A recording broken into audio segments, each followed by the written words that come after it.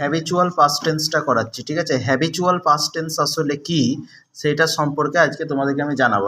Past টেন্সটা হচ্ছে আমরা অনেকে জানি, কিন্তু হ্যাবিচুয়াল পাস্ট টেন্স আসলে কি, হ্যাবিচুয়াল পাস্ট টেন্স কোনগুলোকে বলা হয় সেগুলো আগে জানবো। অ্যাকচুয়ালি কী বলতো, টেন্স যদি কেউ শিখে যায় তাহলে 80% ইংরেজি তার জানা হয়ে যাবে।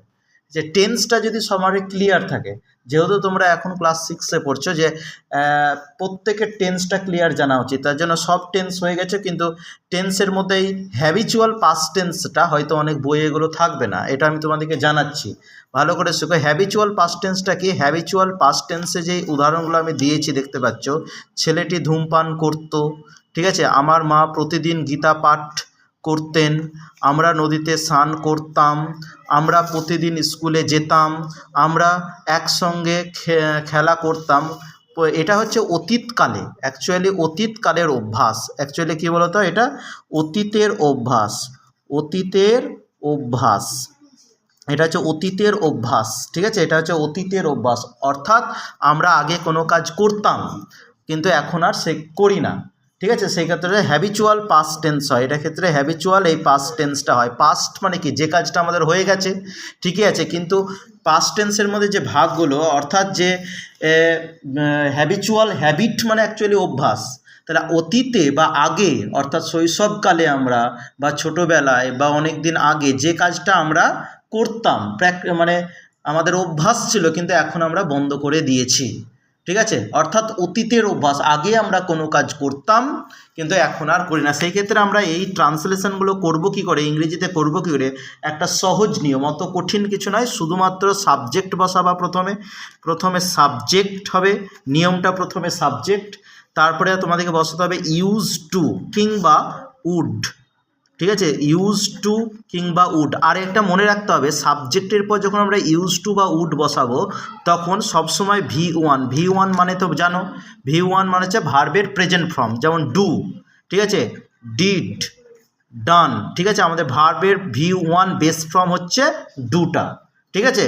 তাহলে সাবজেক্টের পর ইউজ টু বা উড, আমরা সাবজেক্টের পর ইউজ টু বসাতে পারবো বা উড বসাতে পারবো, যে কোনো একটা কিন্তু, ঠিক আছে। তারপরে V1 মানে ভার্বের প্রেজেন্ট ফর্ম, তারপরে আমরা কী করবো, আদার ওয়ার্ডস লিখে দিলাম, তারপরে অন্যান্য অবজেক্ট যদি থাকে অবজেক্ট, বা অন্যান্য কমপ্লিমেন্ট থাকলে কমপ্লিমেন্ট, যা থাকবে আমরা পরে বসিয়ে দেবো।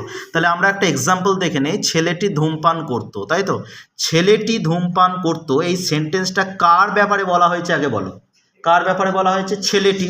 তাহলে ছেলেটি হচ্ছে সাবজেক্ট, তো ছেলেটি হচ্ছে, দেখো টয়ে হর্ষই টি আছে, তাহলে নির্দিষ্ট করে একটাই ছেলে, দা বসলো, ছেলেটি, দা বয়, এটা সাবজেক্ট। নিয়মে লেখা আছে সাবজেক্টের পরে আমরা ইউজ টু কিংবা উড বসাবো, তাই তো, ইউজ টু বা উড, আমরা হয়তো ইউজ টু বসালাম, ইউজ টু, ঠিক আছে। ইউজ টুটা হচ্ছে মোডাল ভার্ব, এটাকে পেরিফ্রেস্টিক মোডাল অক্সিলারি ভার্ব বলা হয়, কারণ ভার্বেরও অনেক ভাগ আছে, হ্যাঁ, অক্সিলারি ভার্বের যে পেরিফ্রেস্টিক মোডাল অক্সিলারি, তারপরে সিম্পল অক্সিলারি ভার্বের অনেক ভাগ আছে, এবং ভার্বের চ্যাপ্টার যখন আমি তোমাদেরকে করাবো তখন ভার্বটা ক্লিয়ার হয়ে যাবে। এটা তোমরা মনে রাখো, এটাকে ইউজ টু বা উডকে মোডাল অক্সিলারি ভার্ব বলা হয়। তাহলে ইউজ টুর পরে আমি কি বললাম, V1 বসাতে হয়, ভার্বের 1, তাহলে এখানে ধূমপান করা, এটা হচ্ছে ভার্ব, তাহলে ধূমপান করা, স্মোক, ঠিক আছে। তাহলে ছেলেটি ধূমপান করতো, the boy use to smoke, the boy use to smoke, বা দ্য বয় উড স্মোক, ঠিক আছে।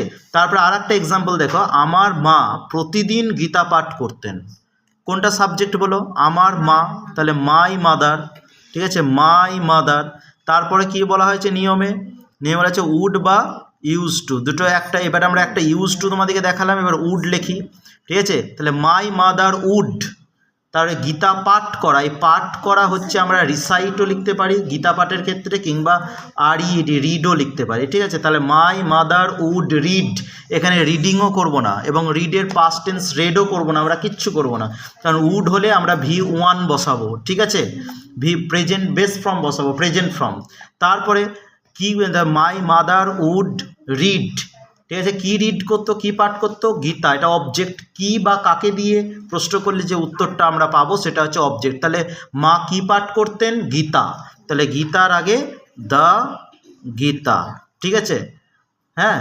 তারপরে my mother would read the Gita, এবার প্রতিদিন আমরা ডেইলি বসাতে পারি বা এভরি ডে ব্যবহার করতে পারি। এরকমভাবে আমরা নদীতে স্নান করতাম, এই যে করতাম তার মানে কি আমরা আগে করতাম এখন করি না। এখানে পাঠ করতেন, মা প্রতিদিন গীতা পাঠ করতেন, মানে অর্থাৎ কি আগে পাঠ করতেন এখন বন্ধ করে দিয়েছে। তারপরে ছেলেটি ধূমপান করতো, হয়তো আগে করতো এখন সেটা বন্ধ করে দিয়েছে, অতীতের অভ্যাস। আমরা প্রতিদিন স্কুলে যেতাম, ঠিক আছে, তারপরে আমরা একসঙ্গে খেলা করতাম, এগুলো বাড়ির কাজ থাকলো তোমাদের, ঠিক আছে, বা অর্থাৎ এখনই আমাকে করে দেখাও।